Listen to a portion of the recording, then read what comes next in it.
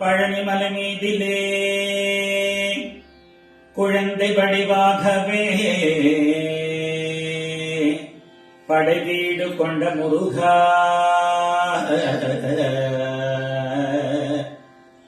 பழனிமலை மீதிலே குழந்தை வடிவாகவே படைவீடு கொண்ட முருகா பால் பழம் தேனோடு